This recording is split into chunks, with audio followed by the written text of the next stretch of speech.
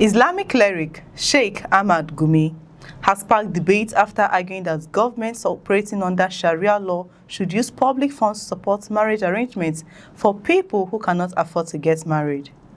Gumi made the argument in a post on his Facebook page, where he framed government-funded marriage support as a responsibility of governance in society where Islamic law prohibits sexual relationship outside marriage. According to the cleric, if a government enforces laws against prostitution, fornication, adultery, and promiscuity, it should also take responsibility for helping citizens who may struggle to marry because of financial difficulties. His argument goes beyond simply encouraging young people to get married. Gumi says public money can legitimately be used to facilitate marriages for young people who are considered to be in an urgent need of marriage, as well as women who may face difficulties finding suitable spouses. The statement has immediately raised a much larger question about the relationship between religious law, public spending, and government responsibility. Can a government that operates under Sharia law legitimately use taxpayers' money to finance marriages? Gumi's answer is yes. His reasoning is based on what he described as the obligation created when the society prohibits sexual relationship outside marriage. In his view, government cannot simply prohibit certain forms of sexual behavior and then leave citizens to deal with social consequences without assistance. He argues that where prostitution, fornication, adultery, and promiscuity are prohibited by both religious principles and state laws, the government has a responsibility to create conditions that make lawful marriage possible. That, according to him, includes financial assistance. Gumi specifically referred to people who cannot afford marriage and women who have limited opportunities to find suitable husbands. He argued that using public funds to support such marriages should be regarded as a legitimate and responsible part of good governance. The proposal touches on a sensitive issue in Nigeria, where the cost of marriage can be a major financial burden for young people. In many communities, families face expenses involving accommodation, food, clothing, ceremonies, and other traditional requirements. For people with limited incomes, those costs can delay marriage for years. Gumi's proposal appears to be based on the argument that governments in Sharia-governed states should intervene to reduce those barriers. But there is another side to the debate. Public funds are limited, and governments already face competing demands involving education, healthcare, security, infrastructure, and poverty reduction. Any proposal to use state resources for mass marriages would therefore raise questions about eligibility, accountability, and how such programs will be administered. Who will qualify? Would government pay the entire cost of a marriage or provide only financial assistance?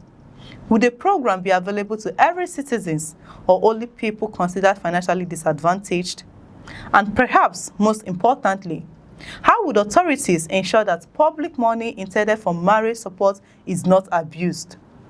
These questions are likely to become central to any serious discussions of Gumi's proposal.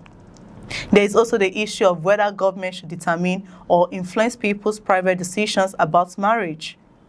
Marriage involves personal choices, family relationships, and individual consent. A government-funded program would therefore have to ensure that financial assistance does not create pressure on people to marry simply because money is available. Gumi, however, presents the issue from a different perspective.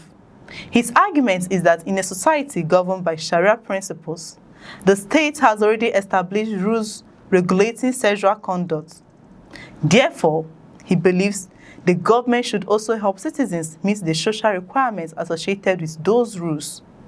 The cleric statement also highlights the continuing debate over the role of religion in governance. Nigerians operate a federal system in which Sharia criminal and civil law operates in some northern states, alongside the country's broader constitutional and legal framework. The question of how far religious principles should influence government policy has remained politically and socially sensitive. Gumi's comments place marriage directly within that debate. Rather than treating marriage solely as a private or religious matter, he is arguing that it can become a public policy issue when the state regulates sexual behavior.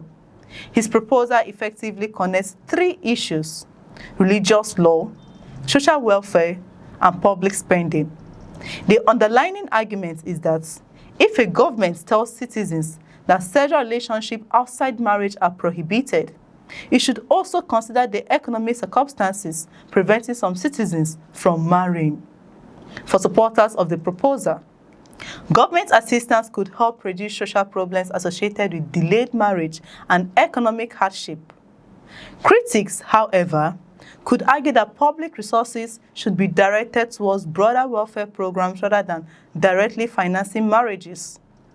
There is also the question of whether marriage itself should be treated as a government-funded social service. That distinction matters. Government routinely provides assistance for basic needs such as healthcare, education, and housing. Marriage, by contrast, is generally considered a personal and family decision. Gumi's proposal challenges that traditional distinction. He is essentially arguing that under a Sharia-based governance system, marriage can have consequences for public morality and social order, making government intervention legitimate. The debate is therefore unlikely to end with the question of how much money should be provided. The bigger issue is whether government should take responsibility for helping citizens marry in the first place. Gumi has made his position clear. In his view, a government enforcing Sharia principles cannot simply prohibit prostitution, fornication, adultery, and promiscuity without addressing the economic and social barriers that may prevent people from marrying. He believes public funds can be used to help young people in serious need of marriage and women who struggle to find suitable spouses. Whether government will accept that argument is another matter. Any such policy will require clear rules, transparent funding, and safeguards to prevent abuse. It would also have to address questions of consent, fairness, and equal access to public resources. Gumi's statement has reopened a wider conversation about what governments owe their citizens when religious principles become part of public policy. And at the center of that debate is one provocative proposition. If a government prohibits sex outside marriage under Sharia law, should that same government be responsible for helping citizens afford marriage? For more informative reports, stay with us on First News. Don't forget to like, subscribe, and share your thoughts in the comment section. I'm Chidera Isom. Thanks for watching and do have a beautiful weekend.